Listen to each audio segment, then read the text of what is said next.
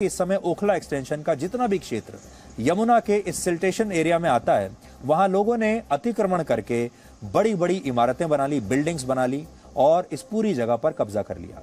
अगर आप दिल्ली में रहते हैं और आपने दिल्ली को नोएडा से जोड़ने वाले डीएनडी एक्सप्रेसवे पर कभी भी सफर किया है, तो आपने यहां से गुजरते वक्त यमुना नदी के पास ऐसी बड़ी बड़ी बिल्डिंग्स को जरूर देखा होगा।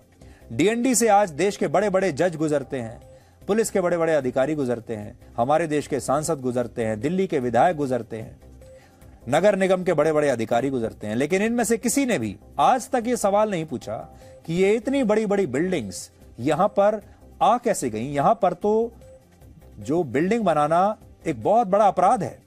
अतिक्रमण का यह मामला कितना गंभीर है, इसे आप इन सैटेलाइट तस्वीरों से समझ सकते हैं। देखिए, वर्ष 2000 में इस जगह पर एक भी इमारत नहीं थी। देख रहे हैं आप, एक भी इमारत नहीं है और बीच में आपको यमुना नदी दिखाई दे रही है। यहां पर सिर्फ खेती की जाती थी, लेकिन अगले 5 वर्षों में यहां जबरदस्त अतिक्रमण हुआ और लोगों ने यमुना के क्षेत्र में बड़ी बड़ी इमारतें खड़ी कर ली। अब देखते जाइए आप, और 2020 तक यह स्थिति ऐसी हो गई कि जिस क्षेत्र में सिर्फ खेती करने की इजाजत थी, उस पूरी जगह को लोगों ने घेर लिया और वहां पर बड़ी बड़ी बिल्डिंग्स बना दी। आज इन बिल्डिंग्स की जो कीमत है वो करोड़ों रुपए है। इस इलाके में अब प्लॉट्स खरीदे जाते हैं, प्लॉट्स बेचे जाते हैं, मकान खरीदे जाते हैं, मकान बेचे जाते हैं। पिछले दिनों जब दिल्ली के जहांगीरपुरी में अतिक्रमण पर बुलडोजर चला, उस समय हमारे देश का एक खास वर्ग अतिक्रमण करने वाले लोगों को गरीब बता रहा था। उस समय यह कहा गया कि सरकार गरीब लोगों से उनकी रोजी रोटी छीन रही है। ये तो गरीब के पेट पर लात मारने वाली बात हो गई। गरीब को क्यों परेशान किया जा रहा है? चलिए मान लीजिए कि जहांगीरपुरी में तो वाकई जो लोग थे वो बहुत गरीब थे, उनके मकानों और दुकानों को तोड़ दिया, उनकी रोजी रोटी छिन गई। मान लीजिए अगर ऐसा हुआ भी है तो, लेकिन यहां ऐसा कुछ नहीं है। यहां पर जब आप बिल्डिंग्स देखेंगे तो आप देखिए, इस क्षेत्र में अभी जितनी भी बिल्डिंग्स हैं वो 4 से 5 मंजिला हैं।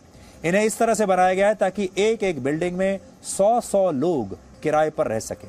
जब हमारी टीम इन इमारतों में गई तो हमें पता चला कि जो इमारतें सरकारी जमीन पर कब्जा करके बनाई गई हैं, उनमें एक एक बिल्डिंग में 25 से ज्यादा कमरे हैं और हर कमरे का किराया इस समय कम से कम 4000 रुपए है। यानी इस हिसाब से एक बिल्डिंग महीने में 1 लाख रुपए तक कमाकर अपने मालिक को दे रही है। इसके अलावा कुछ इमारतों में दुकानें भी बनी हैं और इन दुकानों का किराया 4 से 7 हजार रुपए तक है। यानी ये सारी इमारतें इस इलाके के पैसे वाले लोगों की हैं और इनकी हिम्मत देखिए, जो जमीन सिर्फ खेती के लिए थी उस पर इन्होंने खुलेआम कब्जा कर लिया है और बड़ी बड़ी बिल्डिंग्स बना दी।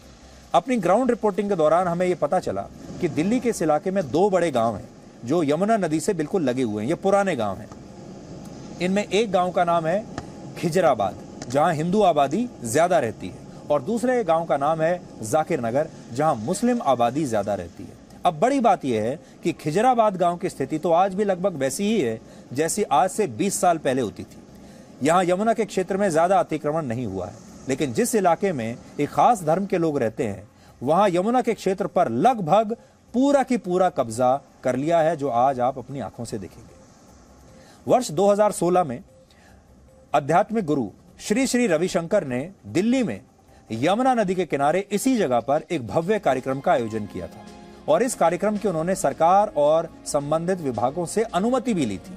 लेकिन इसके बावजूद तब कुछ लोग इसके खिलाफ एनजीटी पे चले गए और यह शिकायत की कि इस कार्यक्रम से पर्यावरण और यमुना नदी के आसपास के क्षेत्र को भारी नुकसान पहुंचा है। और इस शिकायत पर उस समय एनजीटी ने श्री श्री रविशंकर पर 5 करोड़ रुपए का जुर्माना लगाया था और कहा था कि जो 5 करोड़ रुपए का जुर्माना है, ये इस इलाके को वापस इसकी सफाई करने के लिए खर्च किया जाएगा और पर्यावरण का जो नुकसान हुआ है उस नुकसान की भरपाई के लिए इसको खर्च किया जाएगा। ये उस जमाने की तस्वीरें हैं जब ये कार्यक्रम यहीं यमुना नदी के किनारे आयोजित हुआ था। लेकिन हमारा सवाल यह है कि आज जब इसी क्षेत्र पर कुछ लोगों ने अतिक्रमण करके इतनी बड़ी बड़ी बिल्डिंग्स बना ली हैं, तब यमुना नदी को नुकसान नहीं पहुंच रहा और तब क्या पर्यावरण को नुकसान नहीं हो रहा?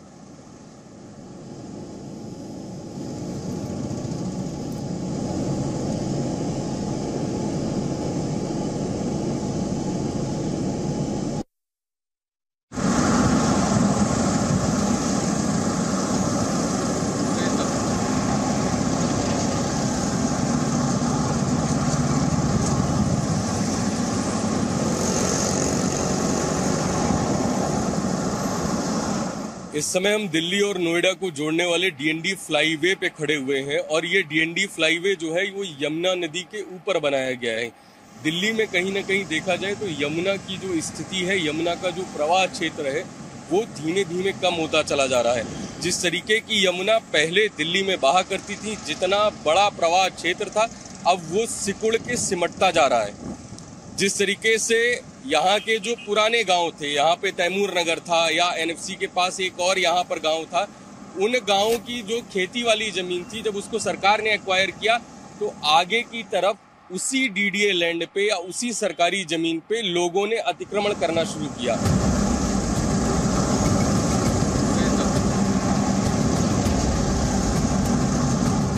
1978 में ये स्थिति भयावह हुई जब 1978 में यमुना नदी में बाढ़ आई, भीषण बाढ़ आई। उस समय बाढ़ अपने चरम पे थी और जो बाढ़ का पानी था उसका प्रवाह क्षेत्र यहाँ से काफी आगे तक था। आज भी बारिश में जब यमुना नदी का पानी बढ़ता है तो यहाँ पर घरों में जल भराव जैसी स्थिति होती है, यहाँ पर सड़कें डूब जाती हैं। आज ये मुंबई हाईवे यहाँ पर बन रहा है। ये मुंबई हाईवे जब डीएनडी के आगे से शुरू होता है तो बिल्कुल सीधा चला आ रहा है, लेकिन सरकार और प्रशासन की नाकामी, ढिलाई या एक बड़े स्तर की मिली भगत के कारण इस हाईवे को कर्व दिया गया, इस हाईवे को टर्न दिया गया। यहाँ पर जो इलीगल कंस्ट्रक्शन था, यहाँ पर जो अतिक्रमण था, उसको सरकार हटाने में अक्षम थी। यहाँ पर जो सरकार थी, जो प्रशासन था, उसने यहाँ पे डिमोलिशन नहीं कर पाया और जो सीधा आता हुआ पुल था उसको कर्व देना पड़ा, उसको मूव करना पड़ा। इससे सबसे बड़ा नुकसान जो है वो इस अतिक्रमण से है कि जो डूब क्षेत्र है वो नदी के वातावरण के लिए, उसके इकोलॉजिकल बैलेंस के लिए और एक तरह से पूरी नदी के अस्तित्व के लिए बहुत आवश्यक है। नदी के एक्विफायर्स जो हैं वो डूब क्षेत्र में होते हैं, तो अगर उनको हानि पहुंचाई जाती है तो नदी से जो आसपास के सोते या वाटर टेबल होता है वो रिप्लेनिश होता रहता है, उसमें बढ़ोतरी होती रहती है। वहाँ कंस्ट्रक्शन होने के कारण वाटर सीपेज कम होता है, सिल्टेशन खत्म होती है। तो आप देखेंगे कि ना केवल नदी को नुकसान है बट आने वाले आसपास के जितने इलाके हैं सबकी जो सॉइल की टेंडेंसी है चीज़ों को ग्रो करने की, जिसे मैं हिंदी में कहूँ कि मिट्टी की, भूमि की उर्वरा शक्ति, उसकी हानि होती है। देखिए, नदी सिर्फ हमारी नहीं माता है, नदी सारी प्रजातियों की माता है। बहुत सारी मछलियाँ हैं, बहुत सारे एम्फिबियंस हैं, बहुत सारे पक्षी हैं जो डूब क्षेत्र के अंदर अपना घर बनाते हैं, उसमें अंडे देते हैं या बच्चे पालते हैं। उन सब का पूरी तरह से विनाश हो जाता है।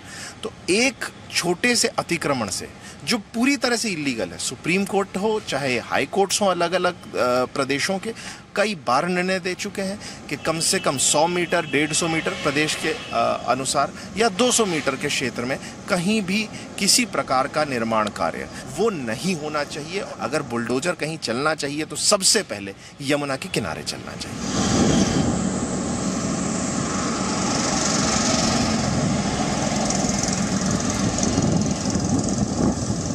यमुना को स्वरूप तो बहुत बड़ा देखा, तो हमारे यहाँ से टच था यमुना, ये 78 में गई है यहाँ से, सन 1978 में यहाँ से चली गई थी। उसके बाद भी अब चिल्ले की जड़ में, चिल्ले मयूर विहार की जड़ में जा ली। ये बीच में फिर खेत आगे थे, पहले खेत पल्ली तरफ थे, अब खेत उल्ली तरफ हो गए, जमुना पल्ली तरफ हो गए। अब नाव से जाते थे, जो भैंसों का चारा, खेती क्यारी जो करना जाते थे, सब खेत वहाँ होता था, नाव से जाते थे। ये टोटल जमीनें हमारे गांव की थी जो डीडीए ने एक बार की। उसके बाद हमारा तो उसमें कुछ रहा नहीं, डीडीए ने मुआवजा दे दिया।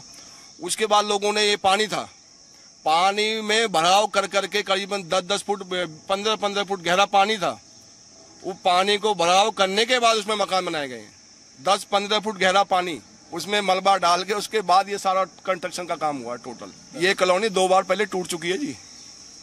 डीडीए ने 2 बार कॉलोनी को ये डेमोनेशन भी हो चुका है इसका बिल्कुल, लेकिन उसके बाद 2 बार टूटने के बाद फिर ये मकान बन गए इतने ऊंचे। जब उनको पता चला गवर्नमेंट ने, आज भी आप वहाँ खोदोगे ना 6 फुट के बाद पानी है नीचे, बिल्डिंग के नीचे। अगर 6 फुट गहराई में आप खुदाई करोगे तो नीचे पानी निकल जाएगा जमुना का। हमने तो इसको जंगल ही देखा सर।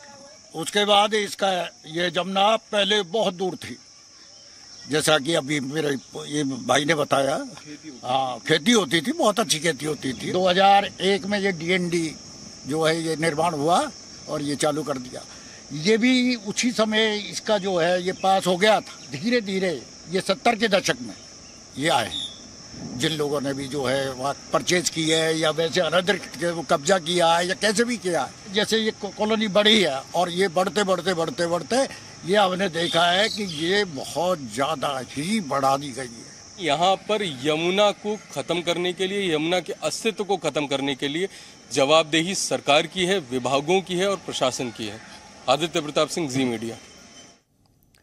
न्यूज चैनल्स में आपने देखा होगा, जब ये सारे चैनल्स आपको कोई खबर बताते हैं तो बहुत सारी खबरों को कहते हैं कि ये एक्सक्लूसिव खबर है, ये खबर सिर्फ हमारे पास है और ये खबर हम पहली बार आपको दिखा रहे हैं। और वो खबरें ऐसी होती हैं जो पहले कभी किसी ने देखी नहीं होती। और शायद मैं पहली बार आपको ये बता रहा हूं कि ये खबर एक्सक्लूसिव बिल्कुल भी नहीं है। ये खबर ऐसी बिल्कुल नहीं है जो कि किसी को पता ना हो, बल्कि ये खबर वो है जो दिल्ली के बच्चे बच्चे को पता है। ये खबर वो है जो दिल्ली के हर नागरिक को पता है, दिल्ली के हर बड़े अफसर को पता है, नगर निगम के हर अफसर को पता है, दिल्ली के हर जज को पता है, दिल्ली के हर पुलिस वाले को पता है, दिल्ली के हर सांसद को पता है, दिल्ली के हर विधायक को पता है। ये वो खबर है, ये वो तस्वीरें हैं जिन्हें दिल्ली के लाखों लोग हर रोज आते जाते यहां से देखते हैं और आपस में बात करके चुप हो जाते हैं कि अरे देखो, एक जमाने में यहां कुछ भी नहीं था और आज कितनी बड़ी बड़ी बिल्डिंग्स आ गई। और फिर वो कहते हैं क्या करें, भ्रष्टाचार ही इतना फैला हुआ है। इन सब लोगों ने नीचे से लेकर ऊपर तक सबको पैसा खिलाया होगा और ये एक बहुत बड़ा बिजनेस मॉडल है जिसने कि पूरी की पूरी यमुना नदी को अपने अंदर समेट लिया है। आप ये मान के चलिए कि इतनी बड़ी खबर है ये कि यमुना नदी में एक तरीके से लोगों ने मकान बना दिए और रोकने वाला कोई नहीं है। और ये भारत जैसे देश की राजधानी है। इसलिए आज ये खबर, आखिर में हम पहले भी इस मुद्दे को उठाते रहे हैं, लेकिन आज फिर से ये खबर हमने पूरे देश को बताने की कोशिश की है ताकि जो लोग दिल्ली में नहीं रहते वो दिल्ली के हालात के बारे में समझ जाएं, और जो दिल्ली में रहते हैं और जो दिल्ली में जो लोग हैं जो इसके जिम्मेदार हैं, कम से कम अब उन्हें शर्म आ जाए और वो शायद कोई एक्शन अब ले लें। हालांकि अब इन इमारतों को तोड़ना तो असंभव है, नामुमकिन है। हो सकता है एक दो इमारतों को कोई तोड़ भी दे, क्योंकि अब ये जो एक इमारत है ये करोड़ों रुपए की है, कई बार बिक चुकी है। यहां पर जमीन बेची जा रही है, जमीन खरीदी जा रही है, लोगों के नाम जमीन हो गई है और ये इमारतें भी किसी ना किसी के नाम है, इनके मालिक हैं, इनके कागज हैं, इनमें पानी है, इनमें बिजली है। अब आप कैसे इनको उखाड़ेंगे? अब तो ये बहुत बड़ी कॉलोनी यहां पर बन चुकी और आप हैरान मत होइएगा, थोड़े दिन के बाद आपको यमुना नदी के पानी के अंदर भी ऐसी ही इमारतें नजर आ जाएंगी और उसे भी रोकने वाला कोई नहीं होगा। Presenting V News app, available on Google Play and App Store. Download it now.